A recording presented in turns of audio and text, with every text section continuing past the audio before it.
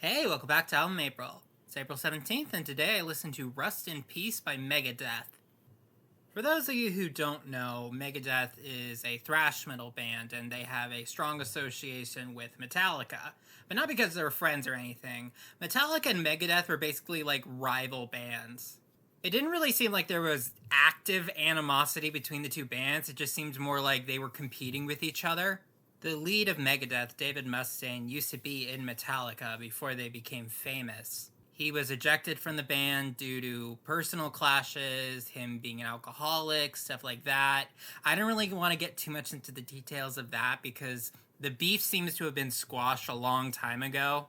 I figured that since I had listened to a Metallica album in the past, I might as well listen to one from Megadeth, their rival band. I looked up what was said to be their best, and I ended up with Rust in Peace, which is their fourth album.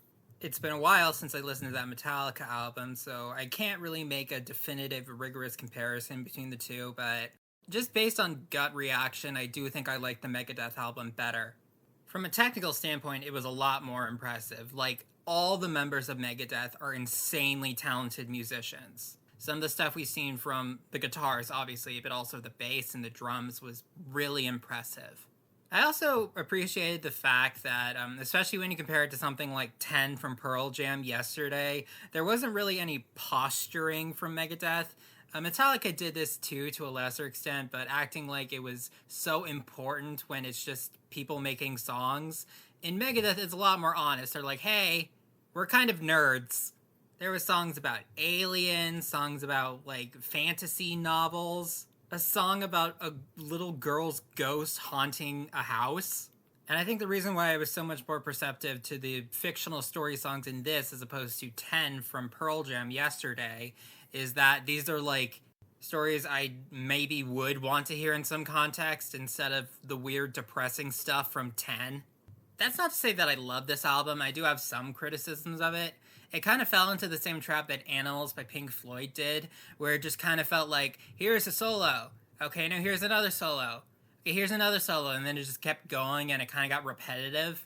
The Megadeth solos are a lot more technically impressive than the ones from Pink Floyd. I think even Pink Floyd would acknowledge that, but like, after 5 of them in a row, it gets kind of tedious.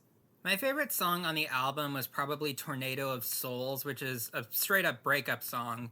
Again, just like with Pearl Jam's 10 from yesterday, in this like mostly story album, the one that's the most adjacent to like a normal song, well, quote unquote normal song, is the one that I like the most. Tornado of Souls did have the thing with the ride cymbal being way too loud, but other than that, I really enjoyed the composition. For some reason, it almost made me think of like Mega Man music or like 8-bit really hype music.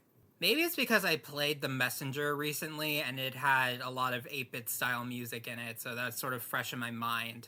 I'm looking through the Wikipedia article for Rust in Peace, and the entire album was DLC for Rock Band. I can't even imagine how hard it would be to play some of these songs on Rock Band. That would be like Bullet Hell, Ikaruga, Toho type of stuff. Overall, metal is not my genre of choice. It really isn't, but I have listened to Metallica and Megadeth, and I can certainly see the appeal. So, yeah, I would say that based on the stuff that I've heard from the genre, Rust in Peace was a good metal album. I can appreciate it from a distance, but I'm not going to be seeking that type of music out.